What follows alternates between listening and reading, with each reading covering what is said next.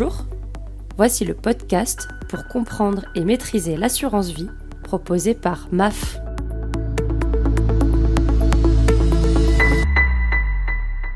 Bonjour à toutes et à tous et bienvenue dans ce nouvel épisode de notre podcast dédié à l'épargne et à l'investissement. Aujourd'hui, nous recevons Michael Joussaume, responsable du pôle expertise marché financier au sein de la direction Assurance Vie. En compagnie de notre invité, nous traiterons des bonnes pratiques d'investissement en assurance vie à adopter pour s'adapter aux évolutions de l'environnement économique. Nous parlerons notamment d'inflation, de désinflation, ainsi que des impacts que ces phénomènes ont sur notre vie quotidienne et plus particulièrement sur notre épargne. Alors, pourquoi faut-il tenir compte de ces événements ? Comment réagir lorsque l'économie et les marchés financiers sont chahutés ? Pour répondre à toutes ces questions, nous accueillons Michael Joussaume. Bonjour Michael. Bonjour Fabrice. Dans cette première partie dans laquelle nous allons nous intéresser à l'inflation, je vous demanderai de nous expliquer simplement ce qu'est l'inflation et comment cela se traduit dans la vie de tous les jours. Compte tenu de la période actuelle, je pense que tout le monde a maintenant entendu parler de l'inflation. Nous n'entrerons donc pas dans une longue définition, disons simplement que l'inflation se traduit par une augmentation généralisée des prix. Globalement, l'inflation représente donc une perte du pouvoir d'achat, dont l'effet est très concret pour le consommateur qui voit les prix augmenter. Pour l'épargnant, les effets de l'inflation sont plus sournois, puisqu'ils ne se mesurent pas au quotidien, mais on peut là aussi évoquer une perte du pouvoir d'achat de l'épargne. Ainsi, les biens ou services que l'épargnant peut acheter aujourd'hui avec ses économies sont supérieurs à ce qu'il pourrait acheter demain. C'est exactement le phénomène de l'inflation. Enfin, je rappellerai que l'inflation est un phénomène globalement positif jusqu'à une certaine limite, bien entendu, puisqu'elle est synonyme de croissance économique. Et pourquoi, lorsque l'on détient des avoirs et des contrats d'épargne, faut-il se préoccuper de ce phénomène économique ? En clair, est si important ? Comme je l'ai dit là tout à l'heure, quand l'inflation est élevée et qu'elle dure dans le temps, cela va provoquer une perte du pouvoir d'achat pour les consommateurs comme pour les épargnants. La différence, c'est certainement que les conséquences sont moins visibles. On l'a dit, plus sournoises pour les épargnants. Lorsque l'inflation progresse, les rendements de l'épargne dite sécurisée ont tendance à augmenter. Pas en raison de l'inflation, mais en raison de la hausse des taux d'intérêt qui accompagne l'inflation. Aussi, l'épargnant a l'impression que le rendement de son épargne progresse, ce qui est vrai lorsqu'on regarde uniquement le taux, mais ce qui est faux lorsqu'on regarde ce taux et qu'on le compare justement au niveau de l'inflation. C'est ce qu'on appelle le rendement net de l'inflation. Aussi, en matière d'inflation, comme dans beaucoup de choses d'ailleurs, mieux vaut une inflation modérée avec des taux d'intérêt qui le sont également, ce qui permet d'apporter un rendement net positif, plutôt qu'une forte inflation avec des taux d'apparence plus élevés, mais qui restent en fait inférieurs au taux de l'inflation lui-même. Ce qui génère au final un rendement net de l'inflation négatif pour l'épargnant, qui va se positionner uniquement sur des placements sécurisés, bien sûr. En cas d'inflation, quelle est la conduite à tenir, Michael ? Agir rapidement sur ces contrats ou au contraire, ne pas s'en préoccuper ? Alors en cas de forte inflation comme de tout autre événement non maîtrisé par l'épargnant, l'important est comme souvent de rester concentré sur ses objectifs à moyen, mais surtout à long terme. Ainsi, la proportion de placement qui a été définie à l'origine pour atteindre l'objectif doit être conservée indépendamment des actualités de court terme. En revanche, dans une période de forte inflation, mettre ses économies à l'abri signifie assurément une perte du pouvoir d'achat.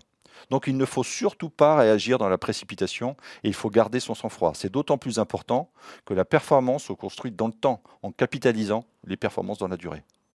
Alors globalement, quels sont les placements les plus sensibles à l'inflation ? Alors d'une manière générale, tous les produits qui affichent un taux d'intérêt fixe ou un taux d'intérêt garanti, comme les livrets justement. Prenons par exemple le livret A, que tout le monde connaît.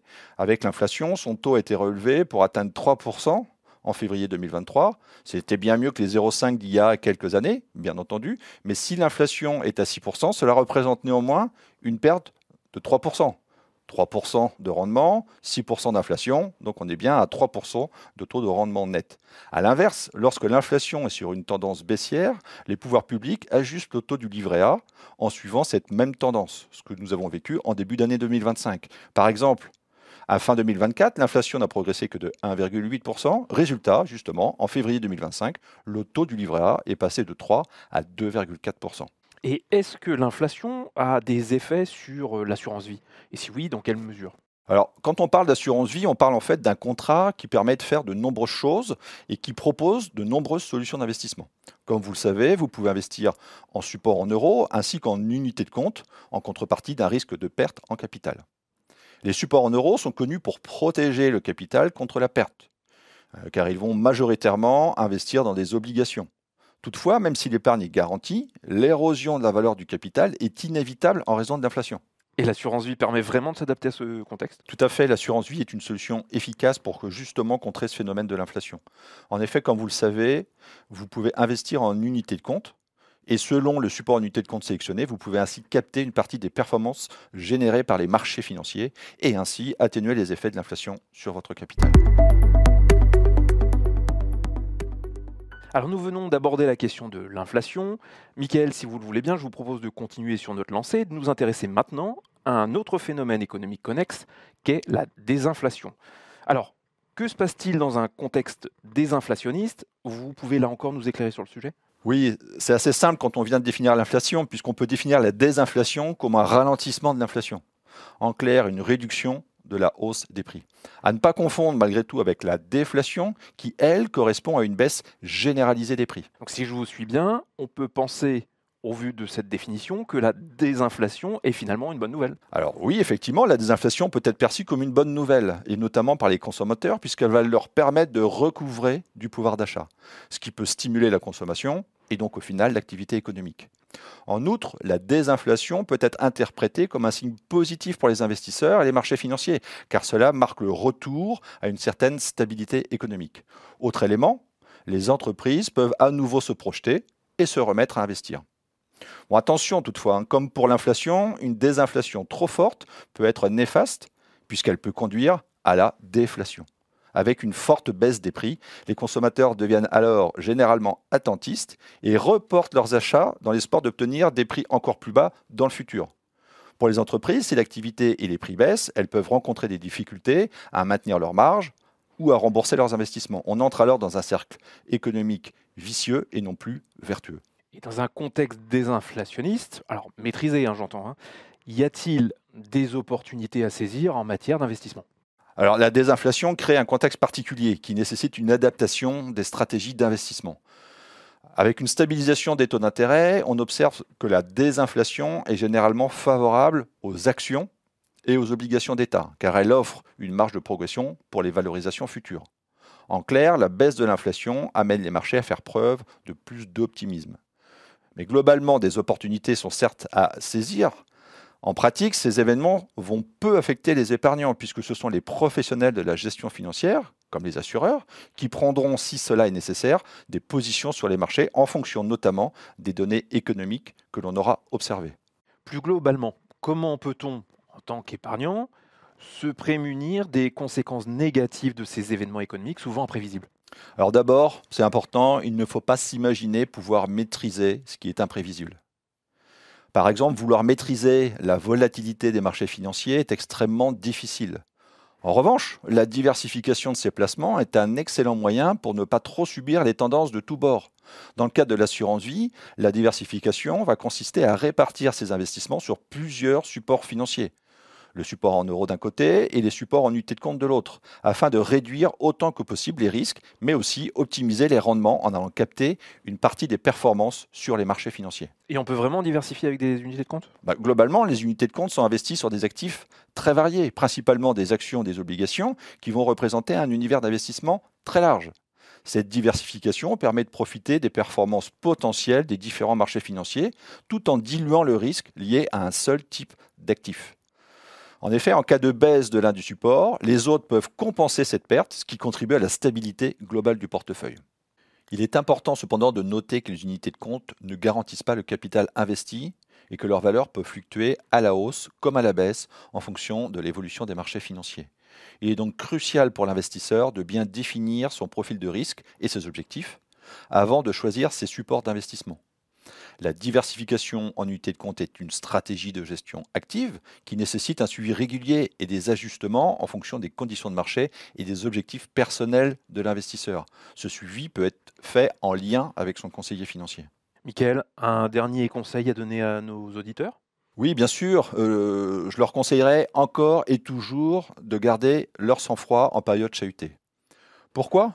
Tout simplement parce que les marchés financiers sont par nature volatiles et peuvent subir des fluctuations importantes à court terme. Réagir de façon impulsive aux mouvements de marché peut conduire à des décisions hâtives, telles que vendre à perte ou acheter à des prix élevés, ce qui peut nuire à votre stratégie à moyen et long terme. En d'autres termes, vous êtes en train de nous dire qu'il faut être patient. Oui, il est crucial de se rappeler que l'investissement est une stratégie à long terme. Les périodes de turbulence peuvent offrir des opportunités d'achat et des prix attractifs pour ceux qui savent rester calmes et rationnels. De plus, une approche disciplinée basée sur des investissements réguliers dans la durée permet de traverser les phases de volatilité avec plus de sérénité. En gardant son sang-froid, l'investisseur peut éviter les pièges émotionnels et se concentrer sur ses objectifs à long terme. Il est également utile de se référer à un conseiller financier pour obtenir des conseils personnalisés et donc adaptés à sa situation particulière. En conclusion, la patience et la discipline sont des qualités indispensables pour naviguer avec succès dans les eaux parfois agitées des marchés financiers. Très juste. Voilà qui conclut notre épisode sur les bonnes pratiques d'investissement en assurance vie. Mickaël, merci pour votre éclairage sur le sujet. Quant à moi, je vous donne rendez-vous prochainement pour un nouvel épisode de notre podcast. À bientôt. À bientôt.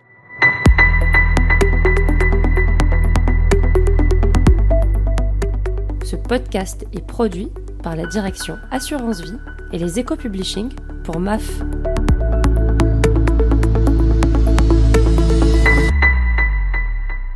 Les montants investis sur les supports en unités de compte ne sont pas garantis, mais sujets à des fluctuations à la hausse ou à la baisse, en particulier dépendant de l'évolution des marchés financiers. Cet investissement peut entraîner un risque de perte en capital supporté par l'adhérent. Les performances passées ne préjugent pas du niveau des performances futures.